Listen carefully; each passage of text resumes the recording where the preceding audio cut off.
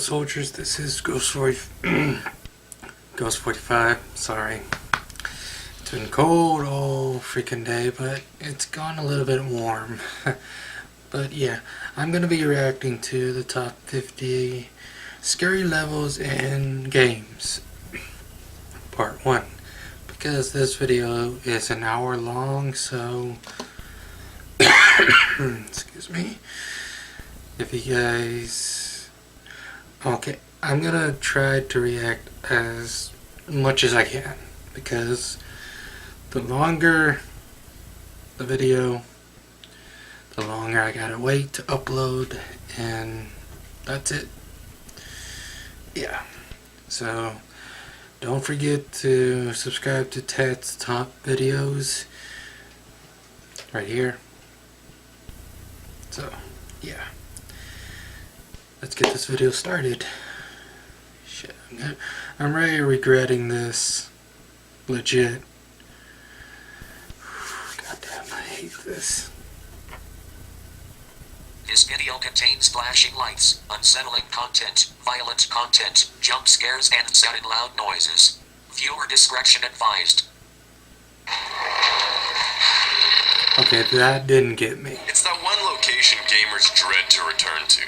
The level they fear the most. The atmosphere is so overwhelming, the obstacles terrifying, the impact profound. Take this list as a warning. Prepare yourselves in advance for the top 50 scary levels in games.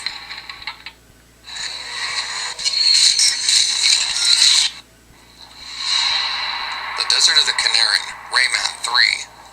Rayman arrives here from the land of the living dead, and with a name like that, you can bet that anything after it is far worse. The Desert of the Canaran is barren on the surface, and the city beneath is made of cold hard stone. It is populated by the race of the same name, who are completely impervious to anything Rayman can throw at them. So much of your time will be spent avoiding them at all costs. A single touch can deal a lot of damage, and since the cave paths aren't altogether huge, you'll have to time your moves right to get around danger. It certainly doesn't help that the moment you drop in, your companion glow box is captured, and you're left to your own devices. You can hurt the zombie chickens at least, but they always come back to strike again. Nothing truly dies here in the Desert of Canaran, but Rayman certainly will. Oh, that's not that kind of scary. Big Boo's Haunt, Super Mario 64. Mario games are fun, exciting adventures filled with high-stakes activities and exhilarating daredevilry. I played that game before. That game is fun. It doesn't matter how old the console is or how old the game is. It's still fun no matter what. It's fun. It doesn't matter what year and what year it was made. It was still fun. Yeah, that was the #1 game that I play every single day of my life. Until PlayStation 2 came along. I like that console. And the PS3 and the PS4. Ay, those are dark times. Really dark times. But they're not scary. That is, they weren't scary until Big Boo's Haunt, otherwise known as Big Boo's Mansion. The thing about this level is that absolutely nothing is safe. Every movement Mario makes, everything he touches or interacts with is a potential threat. From false floors to teethy pianos, books will fly from their shelves and attempt to batter you, coffins will rise up from their places, and you will be taunted by eerie carousel music. Big Boo's Haunt is also, of course, filled with its namesake, the Boos. However, what we once knew to be shy little ghosties have found their autonomy and an alarming capacity for violence. Should Mario approach them, they will kill him, which was quite the shock for aficionados of the Super Mario series when it was first discovered. The bosses are also somewhat unsettling, with the Big Mr. Eye being the most disturbing, as he is a disembodied eyeball hell-bent on killing Mario.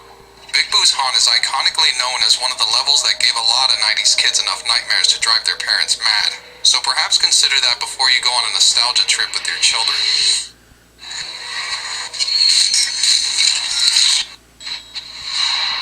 Spooky. Conker's Bad Fur Day.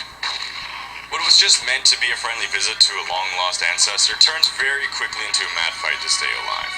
After the Grim Reaper assists him on the path towards the manor of Count Batula, Conker discovers a graveyard infested with the undead. Luckily, you've been given a shotgun to dispense of the rotting bears, but these things can really bite, taking you down as a pack. The winding narrow roads leading to the front doors paved with bricks and skeletal worms that can pick you up in their mouths and shake you until blood spurts out.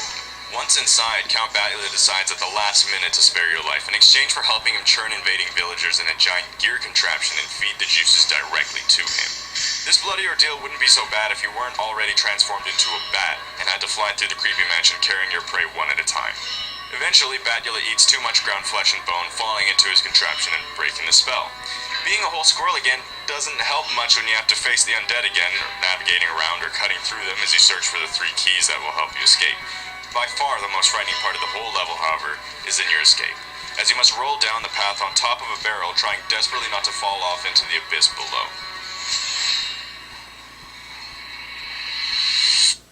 That is kind of dark. Shit.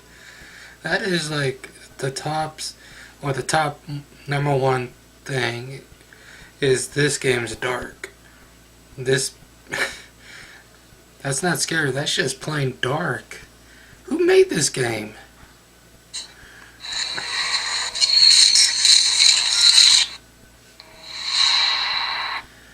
I'm gonna probably react to 2 more because my camera is dying real quickly, so I need to stop pausing this video.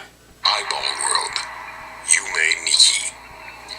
If exploring someone's dreams is like diving into their subconscious, then Madosuke should fear her own mind after seeing Eyeball World.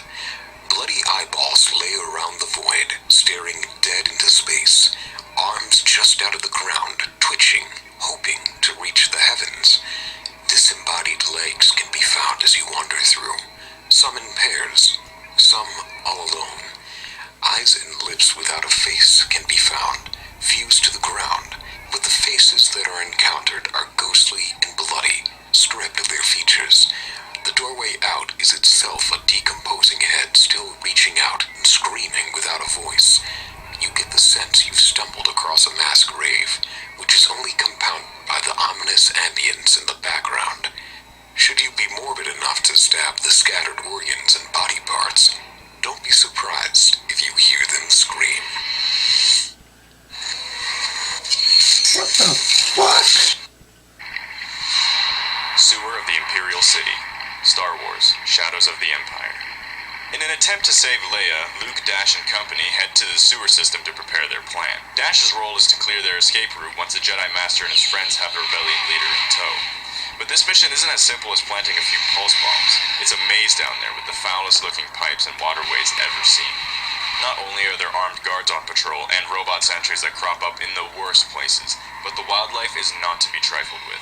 There is ample health and weaponry to find, but it's easy to be overwhelmed in such a dark place. With water making up a large part of the level, it's only prudent that some of the scariest encounters are with creatures that attack you from the deep, who can also hit you quickly whilst on dry land. The giant Dianoga at the last stretch of the mission is imposing to say the least, making Dash look like an insect in comparison. Facing this multi-tentacled monstrosity is like a fly going up against a horde of fly swatters with sharp teeth. Many will remember this level from their childhood as being where they left the game from fear alone.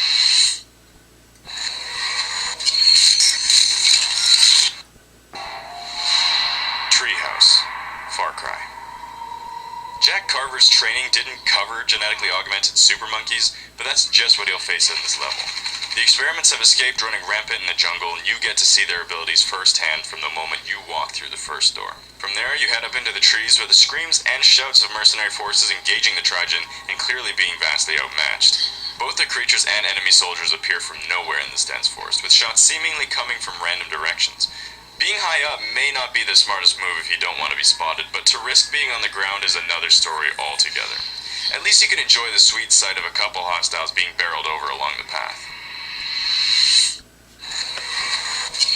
Okay, soldiers, that's it. I'm done. Don't forget to like, subscribe, favorite, comment, share the video because my camera's dying real quickly and it's blinking. So I don't know if you guys gonna. So this is part 1. There's more parts, and how much should I survived almost 7 minutes. yeah, very short video. So that's part 1. And part 2 is going to come out real soon. And part 3 and part 4. Hopefully I can survive all this. Peace.